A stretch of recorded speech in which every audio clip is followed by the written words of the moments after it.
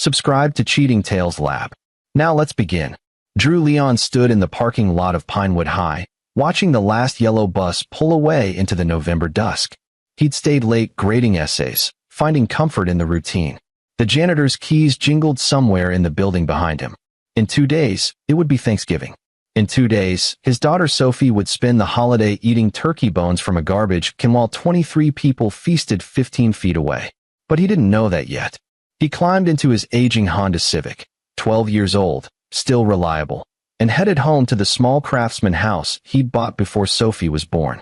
Before Miranda's family made it clear that a high school history teacher's salary wasn't enough. Before everything shifted, the house was dark when he arrived. Miranda's BMW was gone. Again, Drew found the note on the kitchen counter, written in his wife's precise handwriting. Took Sophie to Mother's for dinner. Leftover meatloaf in fridge. He crumpled the paper slowly, feeling the weight of what their marriage had become. They'd met 8 years ago at a charity fundraiser where Miranda was volunteering. She'd been different then, warm, laughing at his jokes about accidentally teaching the French Revolution instead of the American one to a class of confused freshmen. She'd loved that he could quote Howard Zinn and make history come alive. Her parents, Margaret and Carl Turner, had smiled tightly through the wedding, their disapproval hanging in the air like expensive perfume. The Turners owned Turner and Associates, a prestigious commercial real estate development firm that had shaped half the city's skyline. Carl was old money, Margaret was older money. Their daughter marrying a teacher with a state university degree had been, in Margaret's words, a phase. 7 years later, it was clear Miranda had started agreeing with them. Drew heated the meatloaf and ate standing at the counter, reading through Sophie's recent drawings she'd left on the table. Stick figures of a family. Him tall with his messy brown hair, Sophie small with pigtails, Miranda with yellow crayon hair. They were holding hands. The drawing was titled My Family, in Sophie's 6-year-old scrawl. His phone buzzed. Miranda, staying at Mother's tonight. Sophie too. See you tomorrow. Drew stared at the message. The third night this week. He texted back. Okay. Tell Sophie I love her. 3 dots appeared, then disappeared. No response came. Drew walked to his home office, a converted bedroom lined with books. His laptop sat open to chapter 12 of the manuscript he'd been working on for 3 years. A book about ordinary people who changed history through small acts of defiance. His agent said it had potential, but needed work. The advance had been modest.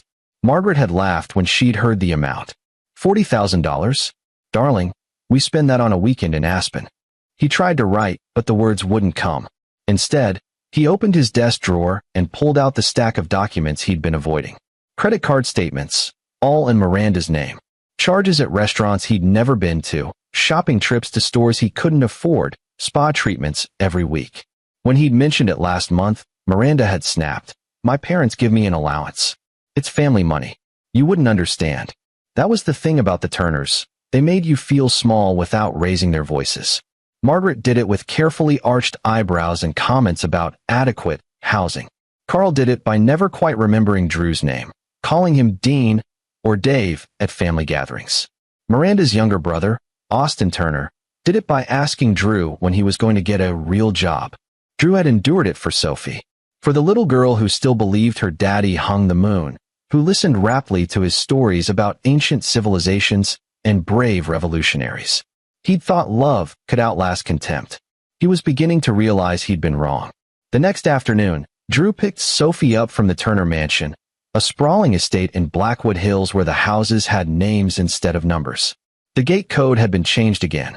He had to call the intercom. It's Drew. Here for Sophie. A pause. Then Margaret's voice, cool as November rain. She's not ready yet. I'm 15 minutes early. I'll wait. Another pause. The gate buzzed open. Sophie ran out 20 minutes later, her backpack bouncing. She threw herself into Drew's arms with the force of a small hurricane. Daddy, Grandma bought me new shoes, but they pinch and Mom says I have to wear them anyway, and I told them I wanted my sneakers, but... Breathe, sweetheart. Drew kissed the top of her head. She smelled like the lavender soap Miranda's mother kept in the guest bathrooms. Margaret appeared at the doorway, immaculate in cream cashmere. Drew, Miranda's staying for dinner. Again. I see. She needs support right now. This situation with you two is very stressful for her. Drew set Sophie down, kept his voice level. What situation? Margaret's smile could have cut glass. Marriage is difficult when one partner has limited means. It creates tension. Sophie tugged his hand, oblivious to the subtext. Drew nodded once and led his daughter to the car.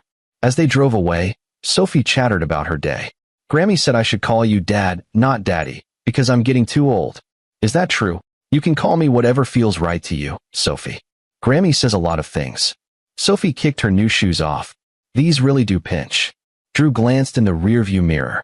His daughter was staring out the window, her small face thoughtful beyond her years. Hey, Soph. You know you can always tell me if something's wrong, right? I know, Daddy. But there was something in her voice that made his chest tighten. That evening, Drew made Sophie's favorite dinner, spaghetti with meat sauce and garlic bread. They ate at the small kitchen table, Sophie telling him about her teacher Mrs. Chun and the class hamster named Alexander the Great.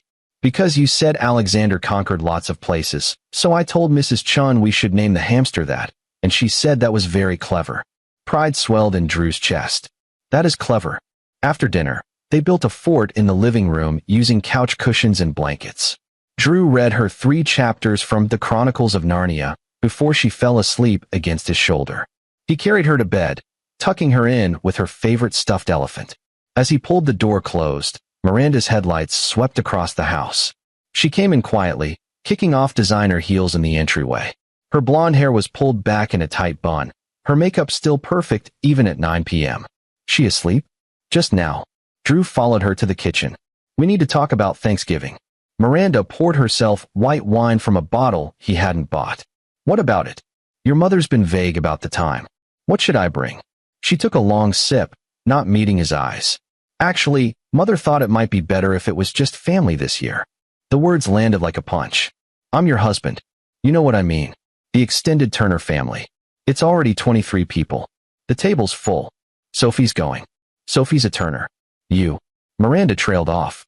What? Say it. She set the glass down hard. This isn't easy for me either, Drew. Do you know what it's like having my mother constantly point out how much better Charlotte's husband is doing?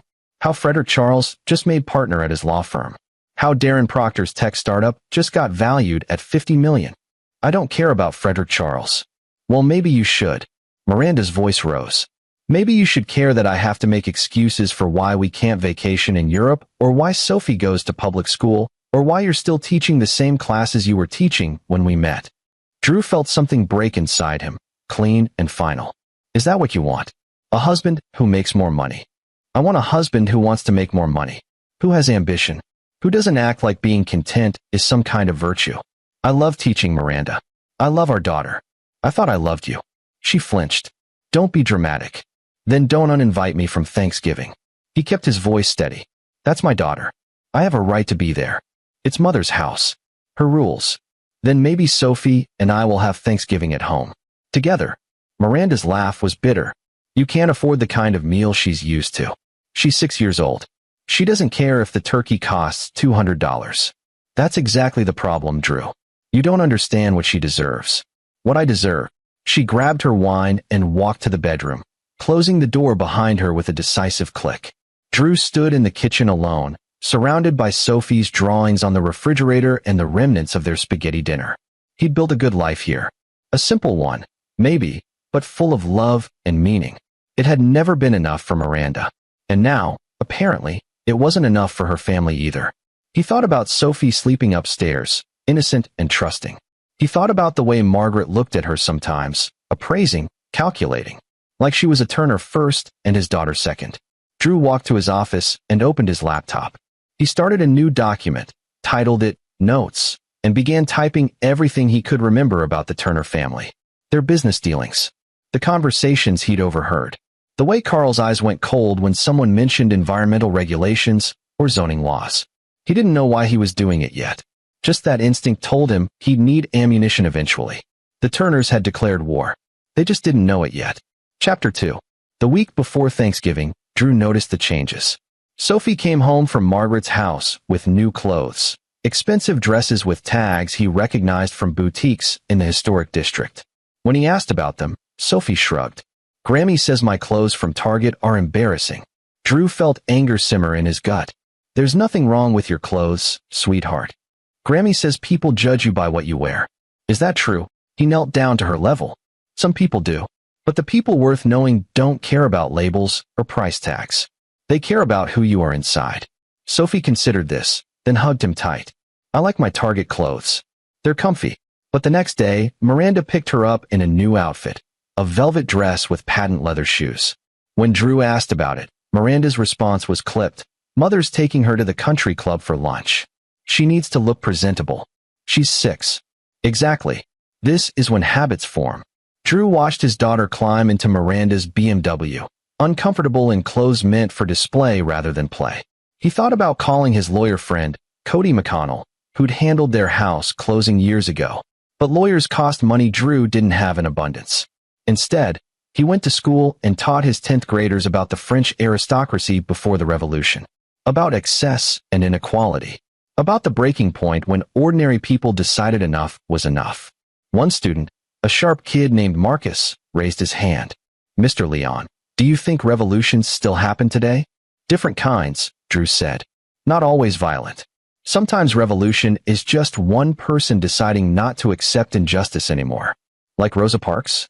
Exactly like Rosa Parks.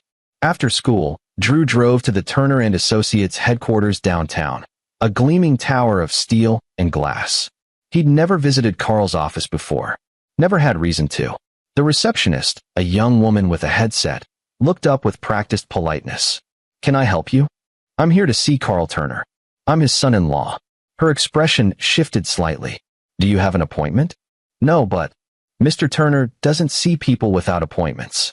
I can schedule something for next month. Tell him Drew Leon is here about his granddaughter. She hesitated, then spoke into her headset. A minute later, she pointed to the elevators. 20th floor. His assistant will meet you.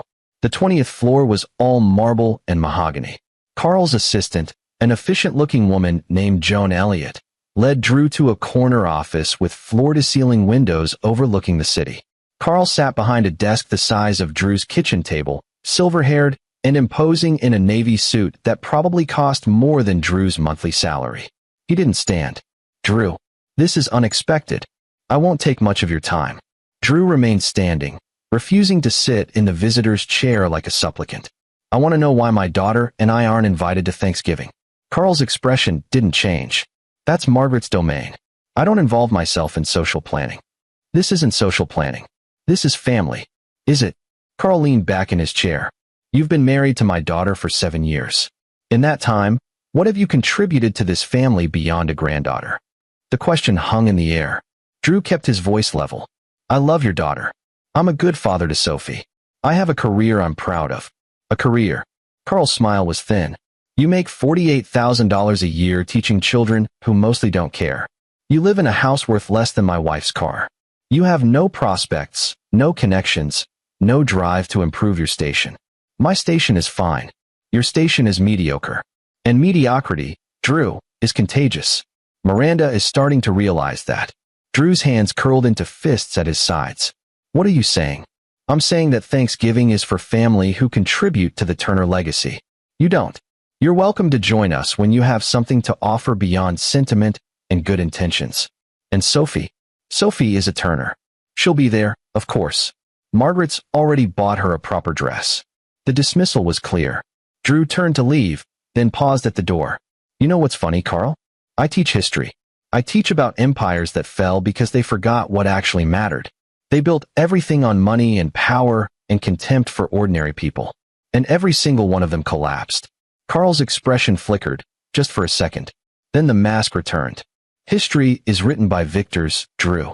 And victors aren't usually high school teachers. Drew left before he said something he'd regret. He sat in his car in the parking garage for 10 minutes, breathing deeply, trying to control the rage. Then he pulled out his phone and called his oldest friend, Glenn Davies, who worked as a private investigator. Glenn, it's Drew. I need a favor.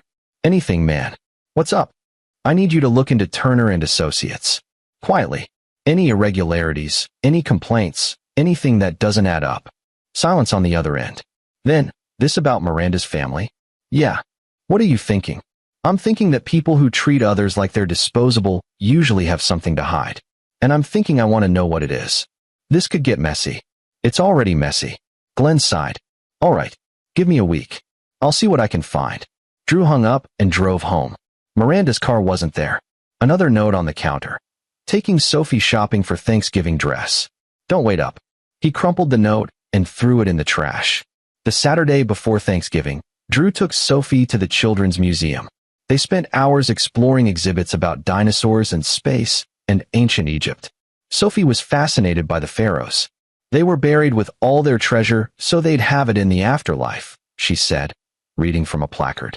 That's silly. You can't take stuff when you die. No, you can't. So why did they care so much about gold and jewels? Drew smiled. Good question. Some people think having more makes them more important. But really, the pharaohs who are remembered are the ones who built things that lasted.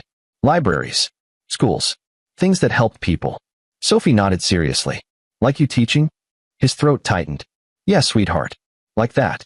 They got ice cream afterward. Sophie's treat. She insisted, using the $5 Drew had given her for helping clean her room. She ordered chocolate chip and shared it with him, their spoons clinking against the paper cup. Daddy, can I ask you something? Always. How come we don't go to Grammy's house together anymore? Like, you and me and Mom. Drew chose his words carefully. Sometimes families go through hard times. Your mom and I are trying to figure some things out. Grammy says you're not. Sophie paused, licking her spoon. She uses a big word. Something. Compatible. Yeah. She says you're not compatible with our family. Drew's ice cream turned to ash in his mouth. What do you think? Sophie looked at him with those wise 6-year-old eyes. I think you're my daddy, and that makes you family. Grammy's wrong sometimes. He pulled her into a hug, feeling her small body against his chest, breathing in the scent of her strawberry shampoo mixed with chocolate ice cream. I love you, Sophie. More than anything in the world. I know, Daddy. I love you too. When he dropped her off at the Turner mansion that evening, Margaret was waiting at the door. She watched Sophie run inside, then turned to Drew. Miranda tells me you made a scene at Carl's office. I asked a question. You embarrassed yourself and my daughter. Margaret's voice was ice. Thursday is Thanksgiving. Sophie will be here at 10 a.m. You are not invited. If you show up, I will call the police and have you removed for trespassing. Drew held her gaze. She's my daughter. She's a Turner. Don't forget which one matters more. Margaret closed the door. Drew sat in his car, shaking with fury. He pulled out his phone and texted Miranda. We need to talk. Tonight. No response. He drove home and found Glenn's number in his recent calls. It rang 4 times before his friend picked up. I've got something, Glenn said without preamble. You're not going to like it. Tell me. Turner and Associates has been under investigation by the EPA for the last 6 months. Something about illegal dumping at their construction sites. There's also a sealed lawsuit from 2019, former employee claiming Carl cooked the books on a commercial development deal. It was settled out of court for an undisclosed amount. Drew's pulse quickened. Can you get details? I can try. But Drew, these people have lawyers. Good ones. Whatever you're planning. I'm not planning anything. Yet. Just keep digging. When Miranda finally came home at 11 p.m., Drew was waiting at the kitchen table. She stopped in the doorway, still in her coat. I'm tired, Drew. Did you know your mother threatened to call the police on me if I come to Thanksgiving? She's protecting her family. I'm her family. You're the man who married her daughter and gave her a granddaughter. That's different. Drew stood slowly. When did you become them? The woman I married cared about more than country clubs and designer labels. The woman you married was young and stupid and thought love conquered all. Miranda's voice cracked. It doesn't, Drew. Love doesn't pay for Sophie's education or give her opportunities, or I provide for Sophie. She's happy. She's healthy. She's loved. She deserves more than enough. She deserves everything. According to your parents? Miranda's silence was answer enough. Drew felt the last thread of his marriage snap. Fine. Then let's make this official. File for divorce. But I'm getting custody of Sophie. You can't afford to fight me. My parents will hire the best lawyers. Try it. See what happens. Something in his tone made Miranda pause. What does that mean? It means I'm done being treated like I'm not good enough. It means you've chosen your family over ours. It means Sophie deserves better than people who measure her worth by her clothing labels. He walked past her to the guest room, closing the door behind him. Through the wall, he heard Miranda crying. A small part of him still ached for her.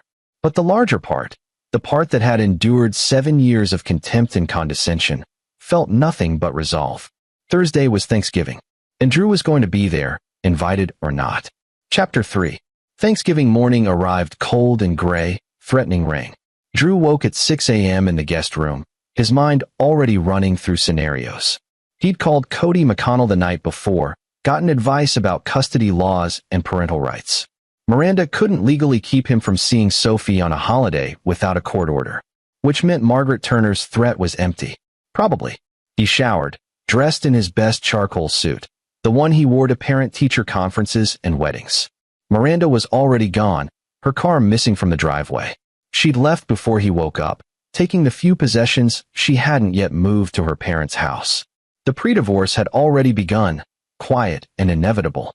Drew made coffee and sat at the kitchen table, watching rain begin to spatter against the windows. His phone buzzed. Glenn Davies. Happy Thanksgiving. Got more information for you. I'm listening. Carl Turner's company is in deeper trouble than I thought. The EPA investigation is the tip of the iceberg. I found 3 more lawsuits that were settled quietly, all from subcontractors claiming they were defrauded. And here's the interesting part. Turner and Associates was bailed out by Carl's father-in-law in 2008. Without that injection of cash, they would have gone bankrupt during the housing crisis. So the Turner fortune is mostly Margaret's family money. Carl's been coasting on his wife's wealth for years while pretending he built the empire himself. Drew smiled grimly. That's useful. There's more. I talked to a buddy who works in city planning. Turner and Associates has been pushing for a massive redevelopment project in the Riverside district. They're trying to get the zoning changed from residential to commercial. If it goes through, they'll make millions. If it doesn't, they're overextended. Exactly. They've already bought up half the properties based on the assumption the zoning will change. If it falls through, they're sitting on tens of millions in residential property they can't develop. Drew filed this information away. When's the zoning board vote? Next month. December 15th. Thanks, Glenn. I owe you. Just be careful. These people fight dirty. Drew hung up and stared at his coffee. The Turner family had spent years making him feel small, inadequate, worthless.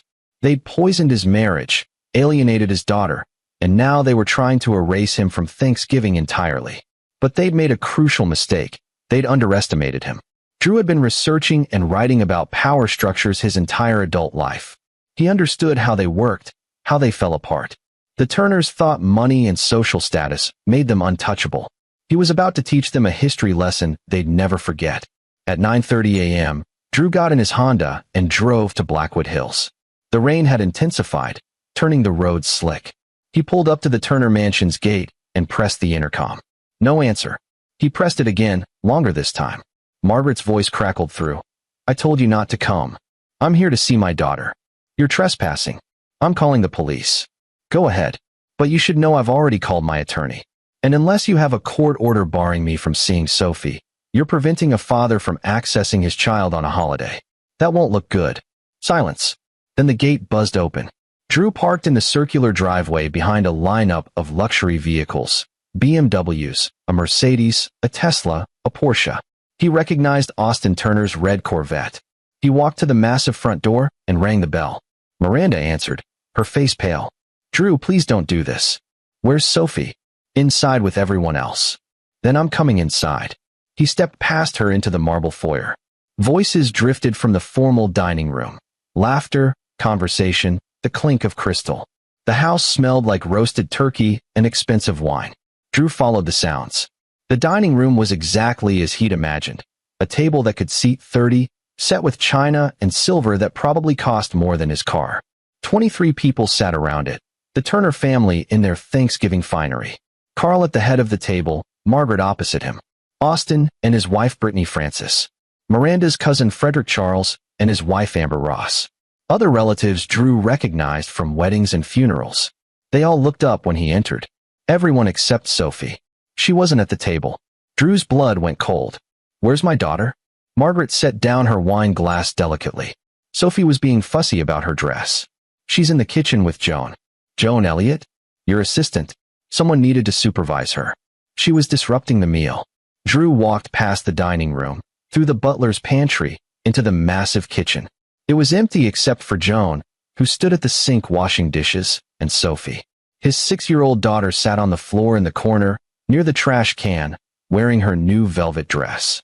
Her face was streaked with tears. In her hands was a turkey bone, picked clean. She was eating scraps from the garbage. The sound that came from Drew's throat was something primal. Sophie looked up, saw him, and her face crumpled. "Daddy." He crossed the kitchen in 3 strides, scooped her into his arms. She buried her face in his neck, sobbing. "They said I couldn't eat with everyone because my dress got dirty and I was hungry, and Miss Joan said there weren't enough seats anyway, so I could eat the leftovers and—" "Shoo. It's okay. I've got you." He turned to Joan Elliott, who looked stricken. "How long has she been here?" I was just following Mrs. Turner's instructions." Drew didn't wait for the rest.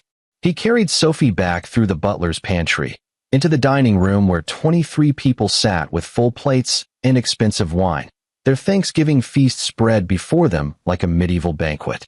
Everyone was staring now. Drew looked at Margaret Turner. She met his gaze with cold calculation. He said 6 words. "You'll never see her again. Ever." Margaret's fork clattered to her plate. Miranda made a sound like a wounded animal. Carl half rose from his chair. Drew turned and walked out, Sophie clinging to him like a lifeline. Behind him, voices erupted, Miranda crying, Margaret shouting, chaos replacing the carefully curated perfection. He strapped Sophie into his car and drove away from the Turner mansion. She cried against her seatbelt, hiccuping sobs that broke his heart. "I'm sorry, Daddy. I ruined Thanksgiving." "No, sweetheart. You didn't ruin anything. Those people did." He reached back and squeezed her hand. "How about we go home and make our own Thanksgiving? Just you and me. With mac and cheese. With anything you want." They stopped at a 24-hour grocery store, one of the few open on the holiday. Drew bought macaroni and cheese, chocolate milk, and a small pumpkin pie. Sophie stayed close to him the whole time, still in her dirty velvet dress. At home, he helped her change into sweatpants and her favorite t-shirt with a dinosaur on it. They made mac and cheese together, Sophie standing on a step stool to stir the pot. They ate in the living room, watching Moana for the 100th time. Sophie fell asleep against his shoulder before Maui's first song ended. Drew carried her to bed, tucking her in with her stuffed elephant. He watched her sleep for a long time, her face peaceful now, tear tracks still visible on her cheeks. Then he went to his office and opened his laptop. He started writing. Not the book about ordinary heroes. Something different. Something necessary. He wrote about child neglect. About families who valued appearance over humanity. About corruption masked by wealth. About men like Carl Turner who built empires on other people's money and pretended they were self-made. And he started making calls. First to Cody McConnell, leaving a voicemail. "I need to file for divorce and full custody. First thing Monday morning. Grounds are child neglect and endangerment." Then to Glenn Davies. "I need everything you can get on Turner and Associates. Every lawsuit, every EPA violation, every dirty deal. I don't care how you get it." Then to his literary agent in Kingston. "Remember that expose idea I pitched about corruption in commercial real estate? I'm writing it. And I have a subject family to profile." Finally, he called a number he'd saved months ago. A producer from a local investigative journalism show who'd reached out when Drew's first book got minor attention. "This is Drew Leon. We spoke last spring about education reform. I've got a different story for you. One about a prominent family engaged in fraud, environmental crimes, and child abuse." Interested? The producer was very interested. Drew hung up and looked at the calendar. 2 weeks. He'd said he was going to do something worse in 2 weeks.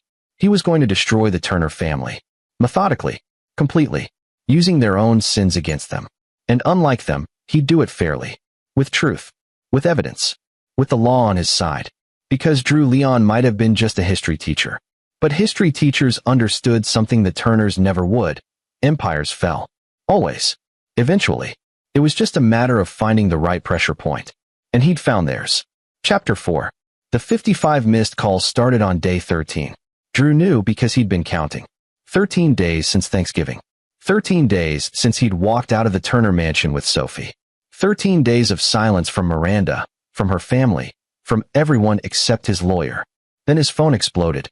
It started at 7 a.m. on a gray December morning. Miranda's name flashed on the screen. Drew let it ring through to voicemail. Then she called again. And again. Between her calls, Margaret tried. Then Carl. Then Austin. Then numbers Drew didn't recognize. By noon, he had 55 missed calls and 23 voicemails. He was teaching when the calls started, his phone on silent in his desk drawer. He didn't check it until lunch period, when he found his voicemail completely full. Drew sat in his empty classroom and listened to them in order.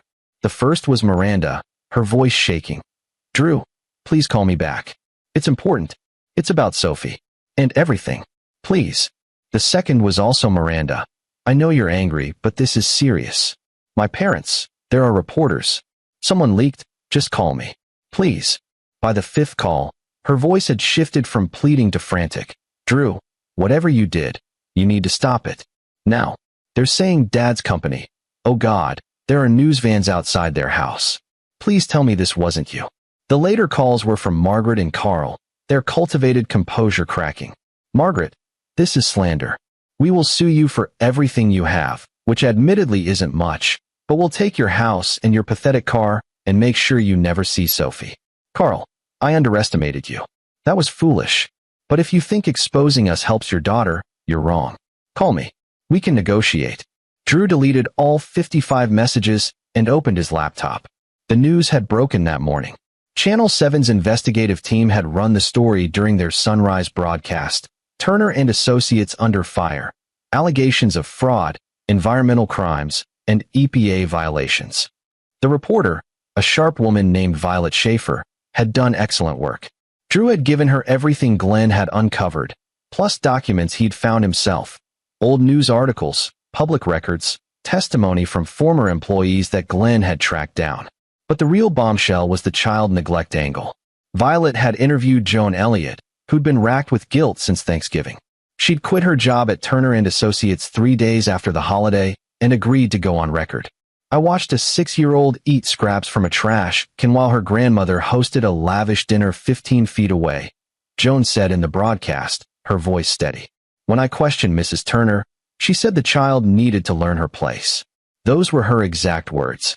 The segment included photos Drew had taken of Sophie that night, her tear-stained face, the dirty dress, the turkey bone. He'd hesitated before handing them over. But Sophie had asked him what was happening, and he'd explained in simple terms that Grammy and Grandpa had broken rules and hurt people. Like bullies. Sophie had asked. Exactly like bullies. Then they should get in trouble. At school, bullies have to sit in timeout. From the mouths of babes. Drew's phone rang again. This time it was Cody McConnell. "You watching the news?" Cody asked. "I am now. It's everywhere." CNN picked it up. So did the Times. The story has national legs. Wealthy family abuses granddaughter while fighting environmental violations. It's perfect outrage bait. I just wanted the truth out. Well, the truth is burning through social media like wildfire. The Turners are trending on Twitter. Not in a good way. Cody paused. "Miranda's lawyer called me this morning. They want to settle the divorce quickly and quietly." "No. Drew. No settlement. I want full custody of Sophie. I want Miranda to admit what happened. And I want child support from her, not the other way around. She's got access to Turner money. I want Sophie to benefit from it since the Turners spent so much time telling me how important money is." Cody whistled low. "You're going for blood. I'm going for justice." "Fair enough. I'll draft the demands. But Drew, be prepared. They're going to fight dirty. Let them try." That afternoon, Drew picked Sophie up from school. She bounded out of her first-grade classroom, pigtails bouncing, her backpack covered in dinosaur stickers. "Mrs. Chun said I did really good on my spelling test. I got all 10 words right." "That's wonderful, sweetheart." He knelt down for a hug. "Can we get ice cream to celebrate?" "Absolutely." They went to the same ice cream parlor where they'd shared chocolate chip 2 weeks ago. Sophie ordered strawberry this time, her mood bright and untroubled. Drew watched her eat, marveling at a child's resilience. "Daddy? Why did Grandma and Grandpa do bad things?" Drew chose his words carefully. Sometimes people get so focused on seeming important that they forget to be good. Does that make sense? Sophie licked her spoon thoughtfully. "Mrs. Chin says being good is more important than being smart or rich or pretty. Mrs. Chin is very wise. Will I see Grammy and Grandpa again?" Drew felt his chest tighten. Despite everything, Sophie had loved her grandparents. She was too young to understand the depth of their cruelty. "Maybe someday. But right now, you're going to stay with me." Is that okay? Sophie nodded, then put down her ice cream. Daddy? I heard kids talking at school.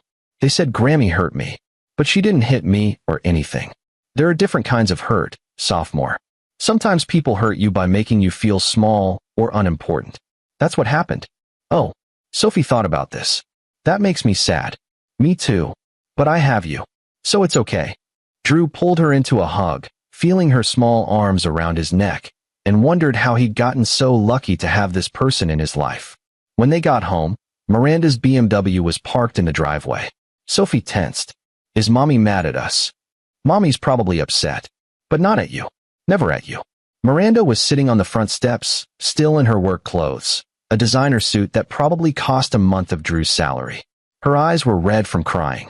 Sophie, baby. Sophie ran to her mother, and Miranda scooped her up, sobbing into her daughter's hair. Drew unlocked the front door and gestured for them to come inside. I'll make hot chocolate, he told Sophie. You want to watch cartoons?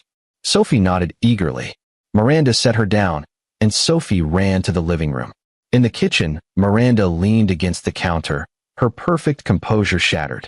They're saying I'm an unfit mother. Are they wrong? She flinched. I never knew. About Thanksgiving. Mother told me Sophie was in the kitchen because she'd spilled on her dress. That Joan was helping her clean up. I didn't know she was. I would never. You weren't in the kitchen once during that entire meal? Miranda's silence was answer enough. Drew made hot chocolate, keeping his hands busy to avoid saying something he'd regret. What do you want, Miranda? I want to know if you did this. If you went to the press. He met her eyes. Yes. Why? To punish me. To protect Sophie. And to stop your family from hurting other people. He poured hot chocolate into Sophie's favorite mug. Did you know about the EPA violations? The fraud lawsuits? I know. Maybe. Dad doesn't talk about business with me. But you knew something was off. Miranda's shoulders sagged. I knew Dad was stressed. That money was tighter than usual. But I thought it was just the market, or I don't know. I didn't ask questions. Because asking questions would mean admitting your family isn't perfect. They're still my family. And she's ours. Drew gestured to the living room where Sophie was singing along to a cartoon. When are you going to choose her over them? Miranda's face crumpled. I don't know how. They're all I've ever known. Without them, I don't know who I am. Drew felt a flicker of pity. Then he remembered Sophie eating from a trash can. Figure it out. Fast. Because Cody's filing for full custody on Monday. You can fight it, but you'll lose. Or you can agree to shared custody with specific conditions. What conditions? Sophie stays primarily with me.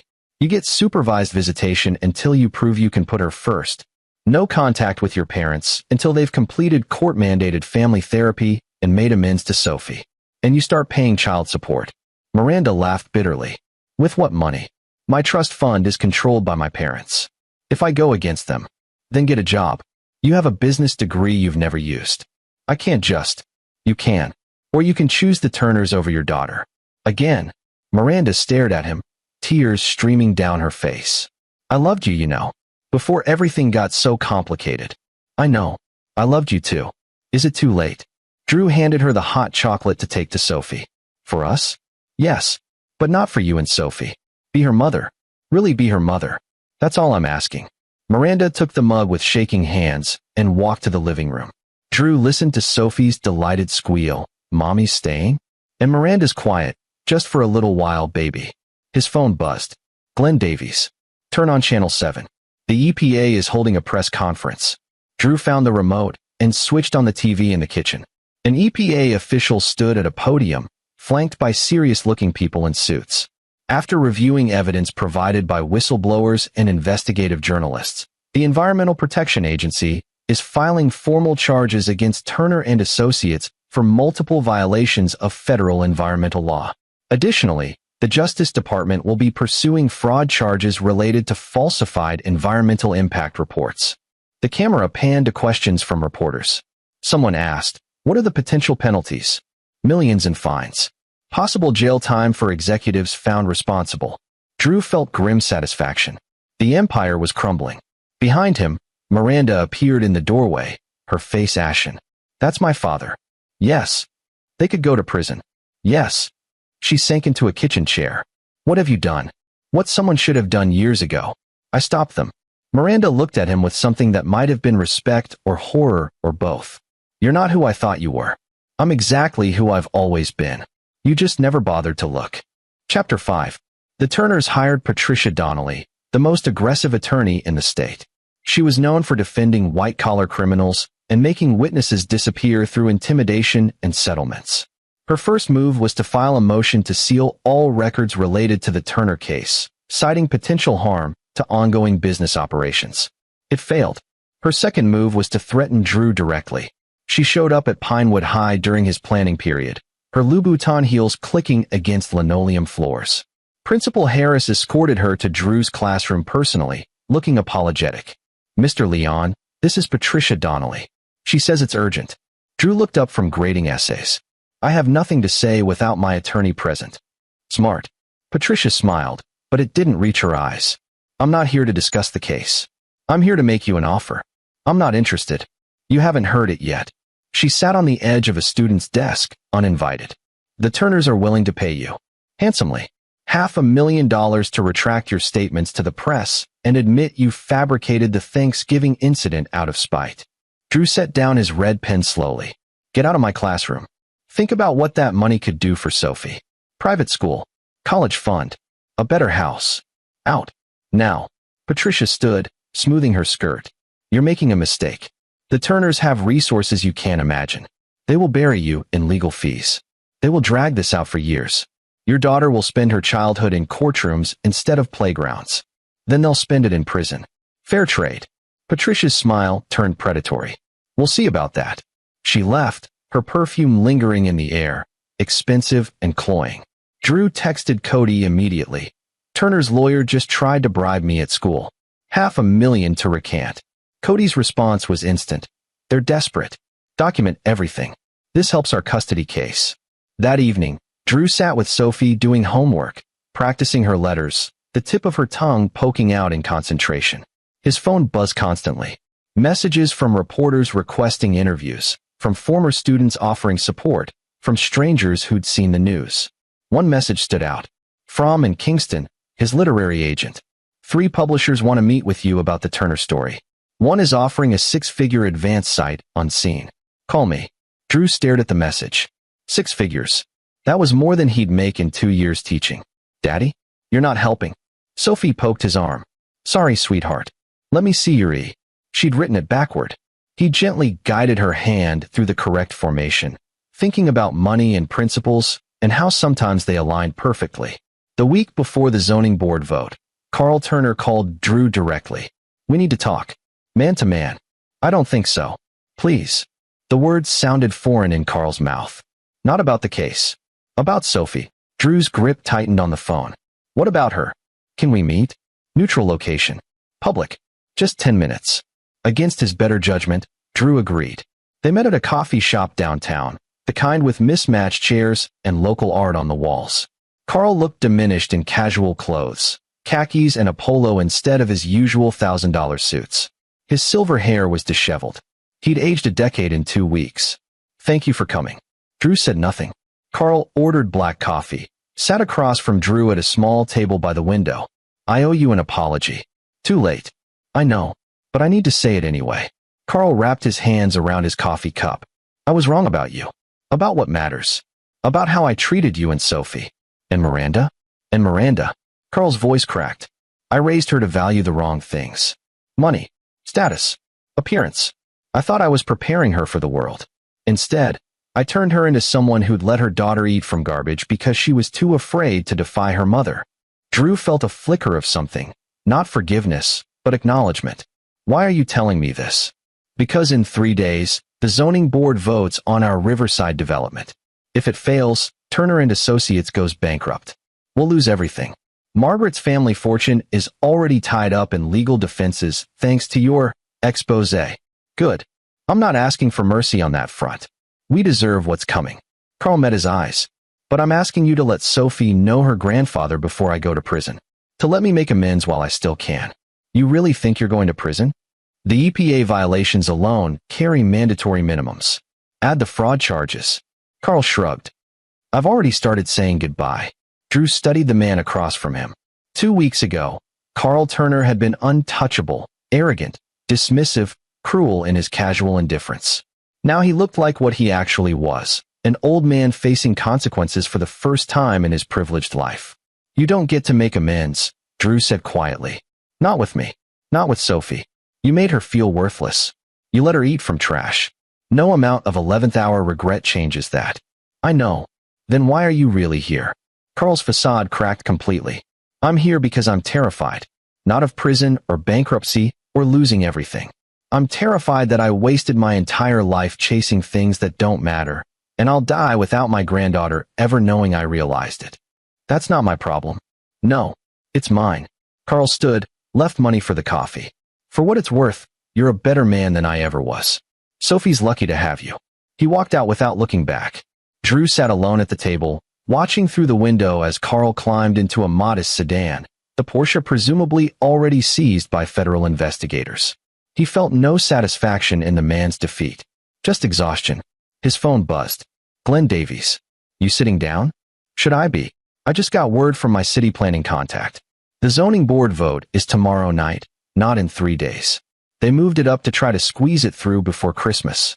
Can they do that? Technically, yes. They posted notice in the legal section of the newspaper. Most people don't read it. Drew's mind raced. Who's on the board? 7 members. Turner needs 4 votes to pass. He's got 3 in his pocket. Board members he's donated to for years. The other 4 could go either way. What would it take to sway them? Public pressure. Proof that the development would harm the community. Environmental impact data. A whole bunch of things that take time you don't have. Drew thought about the stacks of research in his home office.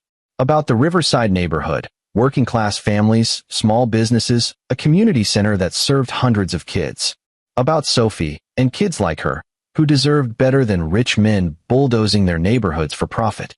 I need addresses for the board members. And the time of tomorrow's meeting. Drew, what are you planning? History lesson. The Turners are about to learn that revolutions don't need armies. They just need people who refuse to stay silent. Chapter 6. The zoning board meeting was scheduled for 7 p.m. in the municipal building's 3rd-floor conference room. Public attendance was technically allowed but rarely happened. Zoning decisions were boring, technical, the domain of lawyers and developers. At 6:30 p.m., the 3rd floor was packed. Drew had spent the previous 24 hours making calls. To residents of the Riverside district. To small business owners who'd be displaced. To environmental groups. To parents whose kids used the community center. To investigative journalists hungry for a follow-up to the Turner story. He'd reached out to his students, current and former, and asked them to spread the word on social media. The hashtag #SaveRiverside had trended locally by noon. Now, 200 people crammed into a space meant for 50. They lined the walls, sat on the floor, spilled into the hallway. The fire marshal looked ready to shut it down, but the crowd was peaceful, orderly, determined. Drew stood near the back with Sophie's hand in his. He'd brought her intentionally, dressed in her favorite dinosaur shirt. A visible reminder of who suffered when developers prioritized profit over people. The 7 board members looked shell-shocked as they took their seats. The chair, a thin man named Chester Lowe, banged his gavel. This meeting will come to order. We're here to vote on Petition Z, 2024-176, the Riverside redevelopment proposal submitted by Turner and Associates. A lawyer stood to present the Turner side. He was smooth, professional, armed with charts and economic projections. He spoke about job creation, tax revenue, urban renewal. The crowd listened in hostile silence. When he finished, Chester Lowe asked, "Is there anyone from the public who wishes to comment?" 20 hands shot up. One by one, Riverside residents approached the microphone. An elderly woman whose family had owned a corner store for 40 years. A young father whose daughter attended after-school programs at the community center. A teacher who'd grown up in the neighborhood and watched it survive recessions and hardship through community strength. They spoke about the value of their homes, their businesses, their lives. They spoke about corporate greed and environmental damage and families displaced for profit. And they spoke about the Turners. This is the same family currently under federal investigation for environmental crimes, one resident said, voice shaking with anger. The same family that made a 6-year-old eat from garbage. And you're going to let them tear down our neighborhood. The crowd erupted in applause. Chester Lowe banged his gavel repeatedly. Order. We need order. Drew stepped to the microphone. Someone recognized him, and a murmur went through the room. My name is Drew Leon. I'm a high school history teacher and a father. 2 weeks ago, my daughter was humiliated by the Turner family because they considered her beneath them. Now they want to do the same thing to this entire neighborhood. He pulled out a folder thick with documents. I've spent the last week researching every development project Turner and Associates has completed in the past decade. In every case, they promised community benefits that never materialized. They promised environmental protections they ignored. They promised affordable housing they never built. He handed copies to the board members. This neighborhood doesn't need renewal. It needs protection from people who see communities as obstacles to profit. You have the power to provide that protection. Use it. Drew stepped back. The crowd rose in a standing ovation. The board members looked at each other, clearly unprepared for this level of public engagement. Chester Lowe called a 15-minute recess. In the hallway, a woman approached Drew. She had kind eyes and wore a Save Riverside t-shirt. You're really doing this for all of us. I'm doing it because it's right. The Turners destroyed your family. They tried. But families are tougher than buildings. Communities too. She hugged him, surprising them both. Thank you. When the board reconvened, Chester Lowe looked grim. After careful consideration and listening to public testimony, this board will postpone the vote on Petition Z 2024-176 for 60 days to allow for additional environmental review and community input. It wasn't a rejection, but it was a delay.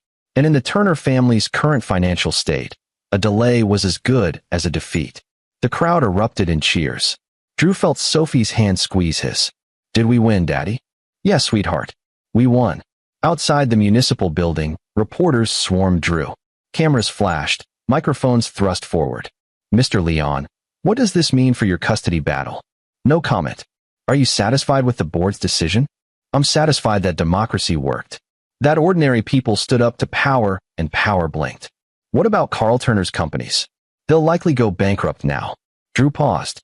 Looked directly at the nearest camera. I spent years teaching students that history is shaped by choices. The Turners chose greed over compassion, profit over people, appearance over substance. They're facing the consequences of those choices. I have no sympathy for that. Some people are calling you vindictive. Some people said the same thing about abolitionists and suffragettes and civil rights marchers. Change is never comfortable for those benefiting from the status quo. He picked up Sophie and walked to his car through the cheering crowd. Later that night, after Sophie was asleep, Drew sat in his office reading the formal settlement offer from Miranda's lawyers. She was agreeing to all his terms: primary custody to Drew, supervised visitation, child support, no contact with her parents until they completed therapy. There was a personal note attached in Miranda's handwriting. You were right. About everything. I don't know how to be the mother Sophie deserves, but I want to learn. Thank you for not giving up on her. Or me. M. Drew filed the papers in his desk drawer. He'd sign them tomorrow. His phone rang. Glenn Davies. Turner and Associates filed for bankruptcy an hour ago. The company's done. What about the criminal charges? EPA prosecution is moving forward. Carl's lawyer is negotiating a plea deal, probably 5 years minimum security. Margaret's not facing criminal charges, just civil penalties for her role in the company.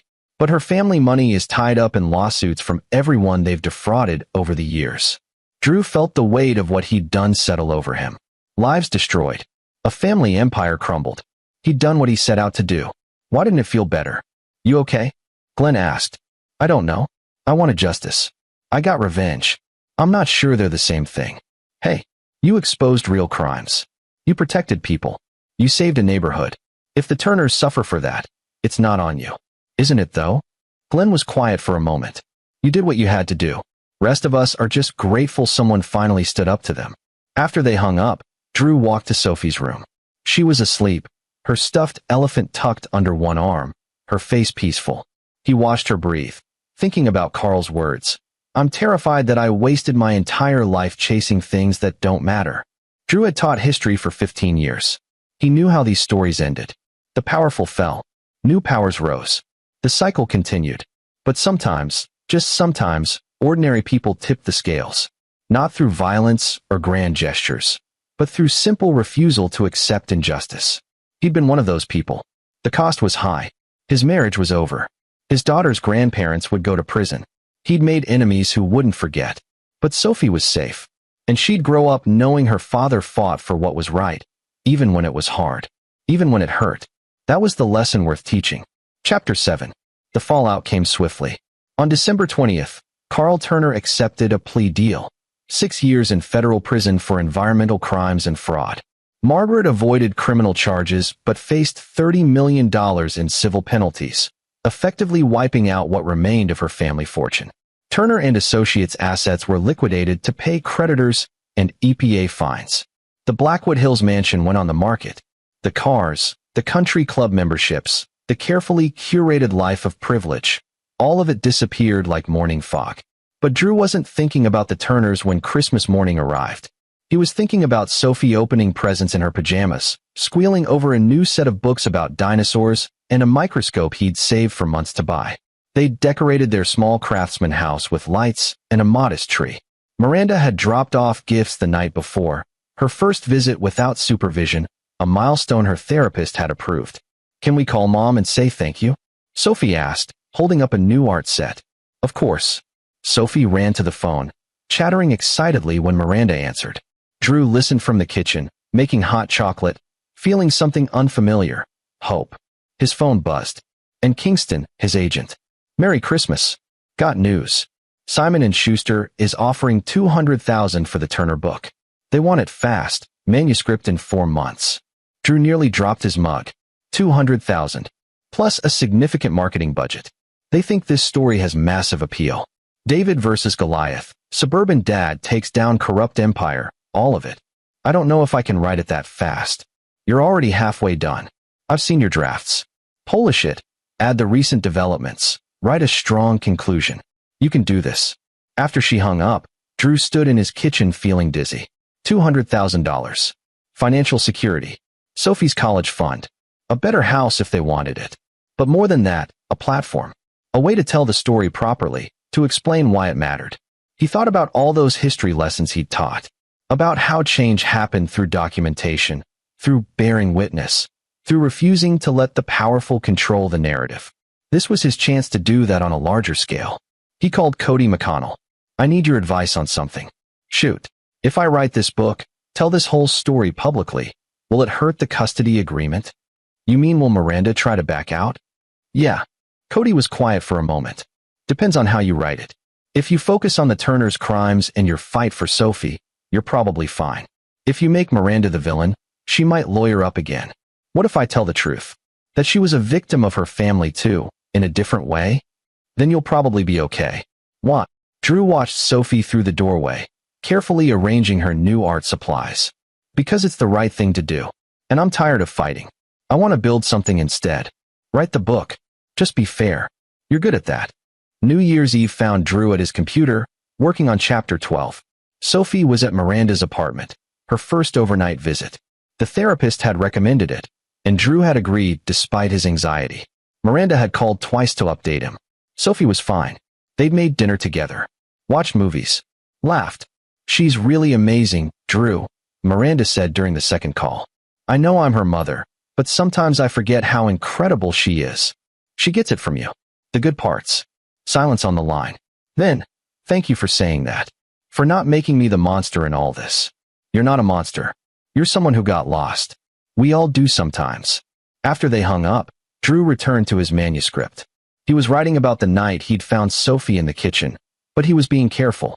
He described Margaret's cruelty, Carl's indifference, the system that enabled their behavior. But when he wrote about Miranda, he wrote about a woman trapped between two worlds, trying to please everyone and losing herself in the process. He wrote, "My wife was not the villain of this story. She was a casualty of it. The Turners destroyed more than my marriage. They destroyed their own daughter's sense of self-worth, teaching her from birth that value came from external validation rather than internal character." It was true, and writing it felt like letting go of the last of his anger. At midnight, fireworks exploded outside. Drew stepped onto his porch, watching colors bloom against the dark sky. His phone buzzed. A text from an unknown number. "This is Carl Turner. I'm writing from a supervised phone at the federal facility. I know I have no right to contact you, but I wanted you to know. I read the preliminary articles about your book. What you wrote about Margaret and me, It's more fair than we deserve. Thank you for that. And thank you for protecting Sophie. You're a better man than I could ever be. KT. Drew read it twice, then deleted it. Some bridges burned for good reason. But he appreciated the acknowledgement. It meant the message had been received. Actions have consequences, even for the powerful. Especially for the powerful. In February, Drew got word that the EPA prosecution had resulted in additional charges. 2 executives from Turner and Associates who'd actively participated in falsifying environmental reports were facing trial. Margaret was being sued by 3 neighborhood associations for damages. And Austin Turner, Miranda's younger brother, had fled to the Cayman Islands to avoid subpoenas. The empire wasn't just fallen. It was shattered. Drew was meeting with his publicist, an efficient woman named Julia Collins, when the news broke. This is perfect timing, Julia said, scrolling through her tablet. Your book drops in 6 weeks. This keeps the story in the news cycle. I'm not celebrating people going to prison. I know, but the public is. You're the hero in this narrative. The ordinary dad who exposed systemic corruption. Own it. Drew shifted uncomfortably. I just wanted to protect my daughter. And you did. By exposing the truth. That's heroic whether you want to admit it or not. The book tour was scheduled for March and April. 20 cities, interviews with major media, speaking engagements at universities. Drew had negotiated for Sophie to come with him when possible, turning it into an adventure rather than leaving her behind. Daddy, are we really going to New York? Sophie asked when he told her. We really are. Want to see the Natural History Museum? The one with the dinosaurs? The biggest dinosaur collection in the world. Sophie threw her arms around his neck. This is the best thing ever. Miranda had agreed to adjust the custody schedule to accommodate the tour. She'd gotten a job working for a nonprofit, using her business degree for the first time, helping low-income families navigate housing assistance programs. It's ironic, she'd said when she told Drew. My parents spent millions on commercial real estate while people went homeless. Now I'm helping the people they ignored. How does it feel? Like I'm finally doing something that matters. They were becoming friends, slowly. Co-parents first, but with genuine respect growing between them. Sophie noticed and bloomed in the warmth of it. You and Mom don't fight anymore, she observed one day. We grew up, Drew said simply. Grammy and Grandpa didn't grow up. No, they didn't. That's sad. It was. Despite everything, it was sad. Chapter 8. The book released on March 15th to immediate critical acclaim. Teaching Justice, How One Father Exposed an Empire, debuted at number 7 on the New York Times bestseller list. By the second week, it had climbed to number 3. Reviews praised Drew's measured tone, his refusal to sensationalize, his ability to weave personal narrative with broader social critique. The Washington Post wrote, Drew Leon has crafted a devastating portrait of privilege unchecked and the cost of silence. This is essential reading for anyone who believes ordinary people can't fight power and win. But the most satisfying review came from a smaller source, a blog called Teachers Who Write. As an educator myself, I'm proud that one of our own showed the world what it means to stand up for what's right. Leon didn't need wealth or connections. He needed integrity and courage. This book proves that the best heroes are often the ones who never wanted to be heroes at all. Drew read that review to his 10th grade history class. They erupted in applause. Mr. Leon, you're famous, one student shouted. I'm a teacher who wrote a book. Not quite the same thing. You took down evil rich people. That's pretty famous. Drew smiled. I exposed the truth. Other people did the rest. After class, his principal, Dr. Harris, stopped by his classroom. I've had 3 school districts call asking if you'd be interested in administrative positions. One offered $60,000 more than you make now. Drew looked around his classroom, the walls covered in student projects, quotes from Howard Zinn and Harriet Tubman, maps of revolutions throughout history. I'm good here. You sure? The book money alone. The book money goes into Sophie's college fund and a down payment on a slightly less old car. I like teaching. It's what I do. Dr. Harris smiled. We're lucky to have you. But the attention wasn't all positive. Margaret Turner's remaining supporters, wealthy friends who believed the whole scandal was exaggerated, launched a whisper campaign against Drew. They called him opportunistic, vengeful, a social climber who'd used his daughter for profit. One particularly nasty op-ed in a conservative publication accused him of weaponizing child welfare for personal gain, and suggested the Thanksgiving incident had been fabricated. Drew was composing a response when Joan Elliott called him. "I saw that article. It's bullshit. I was there. I saw everything." "I know. Thanks, Joan." "No, you don't understand. I've been contacted by 5 other families, former Turner and Associates employees and contractors. They all have stories about Carl and Margaret's treatment of workers, subcontractors, anyone they considered beneath them. They want to go public." Drew's pulse quickened. "Why now?" "Because of your book. You gave them permission to speak up. You showed them it was possible to tell the truth and survive." Within a week, a class action lawsuit was filed against the remains of Turner and Associates. 23 plaintiffs alleging workplace abuse, wage theft, and discriminatory practices. The Whisper campaign evaporated overnight. Drew wasn't celebrating. More pain, more legal battles, more lives disrupted. But he was grimly satisfied that the full scope of the Turners' behavior was finally being documented. Truth had momentum. Once it started rolling, it was hard to stop. The book tour was grueling but rewarding. Drew spoke at bookstores and universities, at community centers, and teacher conferences. Sophie came to several events, sitting in the front row drawing pictures while he answered questions. In Boston, a woman stood up during Q&A. "My husband's family treated me the way the Turners treated you. I've been afraid to leave. Your book gave me courage." "Thank you." In Chicago, a man approached afterward. "I'm a public school teacher like you. I thought I'd never amount to much in my family's eyes. You proved that doing the right thing matters more than status or money. That means everything." These moments sustained Drew through the exhaustion and scrutiny. In New York, they visited the Natural History Museum as promised. Sophie stood beneath the towering dinosaur skeleton, her neck craned back, eyes wide with wonder. "Daddy, that's a brachiosaurus." "How do you know?" "Because I read. You taught me reading is important." Drew laughed, feeling joy bubble up unexpectedly. This was what mattered, not bestseller lists or media appearances, but teaching his daughter to be curious, brave, kind. That evening, Miranda joined them for dinner. She'd flown in from their home city, wanting to see Sophie during the tour. They sat in a pizza place in Brooklyn, Sophie between them, chattering about dinosaurs and skyscrapers and everything she'd seen. Miranda caught Drew's eye across the table. Mouthed, "Thank you." He nodded. They were okay. Not married, not in love anymore, but okay. That was enough. On the final stop of the tour, Seattle, Drew was surprised by a visitor backstage before his reading. "Glenn Davies. What are you doing here?" "Flew out to tell you in person. The EPA case wrapped up. All defendants found guilty. Carl Turner's sentence stands. The 2 executives got 8 years each.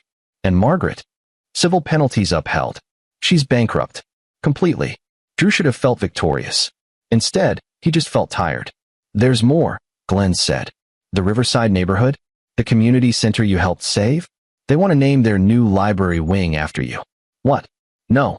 That's too late. Already voted on. The Drew Leon Learning Center opens in June." Drew sat down heavily in a folding chair. "That's too much. That's gratitude. You saved their neighborhood. Let them honor that." After the reading, a local reporter asked Drew what was next. "Next, I go home. I teach my classes. I'm working on a second book about grassroots activism through history. And I'm going to keep being Sophie's dad. That's the plan. No political ambitions. People have suggested you run for school board, even city council." Drew laughed. "I'm a teacher, not a politician. I just want to help kids learn to think critically and stand up for what's right." "You've become a symbol." "I'm not a symbol. I'm a guy who did what any good parent would do, protected his kid. If that's inspiring to people, great. But I'm not running for office or starting a movement. I'm going home." And he meant it. Fame was fleeting. Justice was messy. But family, the one you chose, the one you built through love and effort, that was real. That was worth fighting for. Chapter 9. 6 months after the book's release, life had settled into a comfortable rhythm. Drew taught his classes, worked on the second book, spent weekends with Sophie hiking and exploring museums. Miranda had moved into a modest apartment and continued her work with the nonprofit. She and Drew had developed an effective co-parenting relationship built on respect and Sophie's well-being. Sophie, now 7, was thriving. She'd made new friends at school, joined the science club, and developed a passionate interest in paleontology. She talked about being a scientist when she grew up, like the people who study dinosaur bones. Drew asked. Exactly. I want to discover a new species and name it after you. Druosaurus leonis. I'm honored. It would be a nice dinosaur. One that protected smaller dinosaurs from mean ones. Drew hugged her tight. That's the best dinosaur I can imagine. In June, the Drew Leon Learning Center officially opened in Riverside. Drew attended the ribbon-cutting ceremony with Sophie, feeling overwhelmed by the turnout. The neighborhood had transformed the old community center into a state-of-the-art library and learning space, funded partly by settlement money from the Turner lawsuits and partly by community fundraising. Children ran through the bright, welcoming space. Parents browsed books. Teachers led workshops. Chester Lowe, the zoning board chair, approached Drew with a smile. You see what you made possible? The community made this possible. I just helped them be heard. Same thing. Maybe it was. Drew was still learning to accept that his actions had rippled outward, creating changes he'd never anticipated. Sophie tugged his hand. Daddy, there's a section for dinosaur books. Can we get a library card? Absolutely. They filled out the paperwork together, Sophie carefully writing her name. When the librarian handed her the card, she stared at it reverently. My very own library card for the Learning Center, named after my dad. The librarian smiled. Your dad's pretty special. I know, Sophie said simply. He's the best. Later that month, Drew received an unexpected letter. It was from Carl Turner, postmarked from the Federal Correctional Facility. He almost threw it away unopened. But curiosity won. Dear Drew, I'm writing this from prison, a sentence I never imagined typing. I've had a lot of time to think about the choices that led me here. About the man I was and the man I should have been. I want you to know I've been following your book's success. I've read it 3 times. Each time, I'm struck by your fairness, your refusal to demonize people who deserve demonizing. You wrote about Margaret and me as flawed humans who made terrible choices, not monsters. That grace is something I didn't expect and don't deserve. I've also been following Sophie's life through the occasional updates Miranda sends Margaret. She's brilliant, curious, kind, everything a grandfather should be proud of. I'll never get the chance to know her. I've accepted that. But I wanted you to know that watching her grow from a distance, knowing she has a father who will protect her and teach her to value substance over appearance, brings me more peace than I deserve. You were right. About everything. History judges empires by their fall. I built mine on sand and arrogance. It collapsed exactly as it should have. But you built something real. A daughter who will change the world in small, important ways. A book that's inspiring people to demand better from those in power. A legacy that actually matters. Thank you for teaching me that lesson, even though I learned it far too late. Carl Turner. Drew folded the letter carefully and put it in his desk drawer. He wasn't sure how he felt about it. Forgiveness wasn't something he was ready for. Maybe never would be. But acknowledgement mattered. Knowing that Carl understood the magnitude of what he'd done, what he'd lost, that counted for something. On Sophie's 8th birthday, Drew threw a party in their backyard.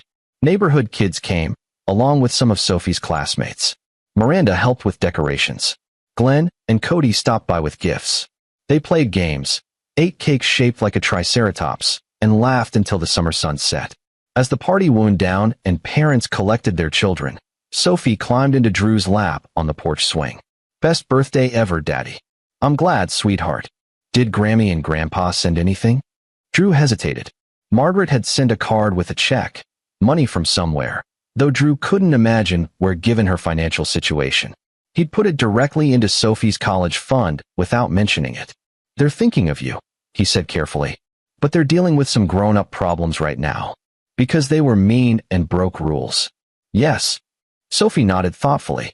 Mrs. Chun says everyone makes mistakes. But you have to fix them if you want people to forgive you. Mrs. Chun is very wise.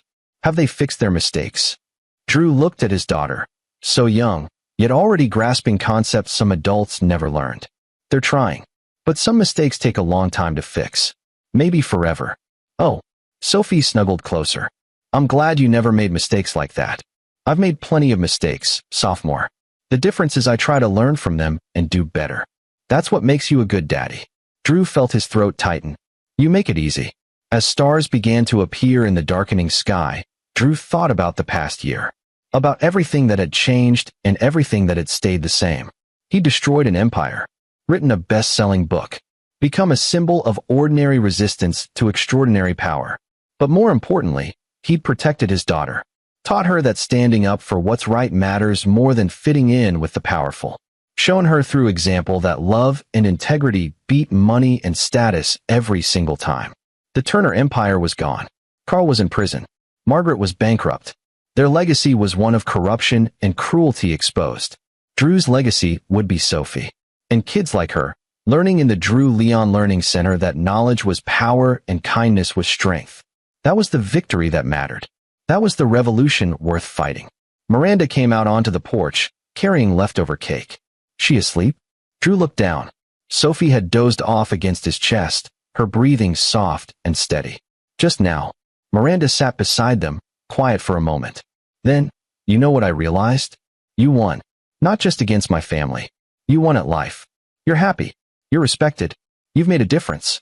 And you did it all by being exactly who you've always been. I didn't do it to win. I know. That's why you did. They sat together in comfortable silence, watching fireflies blink in the darkness, while Sophie slept peacefully, safe, loved, and free from the weight of other people's expectations. In the end, that was all Drew had ever wanted. And against all odds, he'd gotten it. The fight was over. The war was won, not through violence or vengeance, but through truth, courage, and the quiet determination of an ordinary man who refused to let his daughter be diminished. History would remember the Turners as a cautionary tale, but Drew Leon would be remembered as something better, a father who loved his daughter enough to change the world for her. That was enough. That was everything. This is where our story comes to an end. Share your thoughts in the comments section. Thanks for your time. If you enjoy this story, please subscribe to this channel. Click on the video you see on the screen, and I will see you there.